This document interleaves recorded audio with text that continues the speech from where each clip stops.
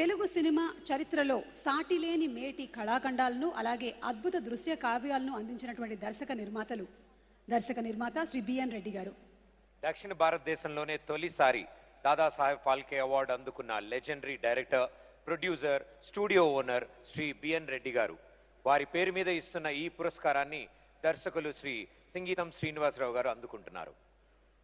మరి ఈ అవార్డుని అందించే ముందు లెట్స్ హ్యావ్ అ స్పెషల్ ఏవి ప్లీజ్.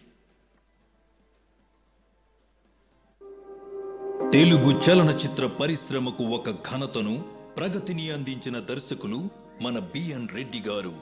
కేవి రెడ్డి గారి మాయా బజార్, జగదేక వీరుడి కథా చిత్రాలలో ఆయనకు సహదర్శకుడిగా మొదలైన సంగీతం గారి సినీ ప్రయాణం, మైకేల్ మదన కామరాజు, మయూరి, పుష్పక విమానం ఇలా పలు చిత్రాలతో ఆయన ప్రతిభను చాటుతూ సినిమా స్థాయిని పెంచిన దర్శకుడు ఆయన.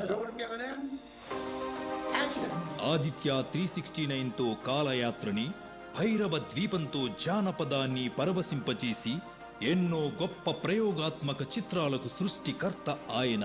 పరిమితమే లేని తరతరాల దర్శకులకు పాఠం నేర్పిన దర్శకులు మన సింగీతం గారు. ఇక్కడ ఉన్న వారి అందరికన్నా కుర్రవాడు మన సింగీతం గారే. బిఎన్ రెడ్డి గారి పేరిట స్థాపించబడినటువంటి ఈ పురస్కారాన్ని ఈ సంవత్సరం శ్రీ సింగీతం శ్రీనివాసరావు గారికి అందించబోతున్నారు. మరి అనివార్య కారణాల వల్ల వారు ఈరోజు ఈ కార్యక్రమానికి రాలేకపోయారు. బట్ వారితో కలిసి పనిచేసిన ఒక మహా నటులు ఇక్కడ ఉన్నారు.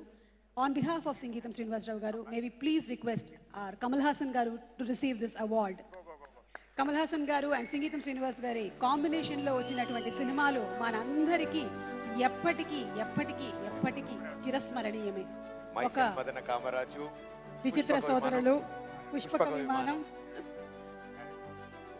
ఇలా చెప్పుకుంటూ పోతే మన సింగీతం శ్రీనివాసరావు గారి దర్శకత్వ ప్రతిభకి అలాగే కమల్ హాసన్ గారి నటన ప్రతిభకి సరిజోడి అనిపించే చిత్రాలు ఎన్నో వచ్చాయి. మరి ఈరోజు సింగీతం గారి తరపున ఈ అవార్డుని కమల్ హాసన్ గారు స్వీకరిస్తూ ఉన్నారు. అండ్ సింగీతం గారు వారి 90+ ఏజ్లో కూడా సినిమాని త్వరలోనే డైరెక్ట్ చేయబోతున్నారు. మన స్వప్న గారు ఇక్కడే కూర్చున్నారు, the producer. So thank you so much Kamal Haasan garu for receiving this award. And before we move ahead,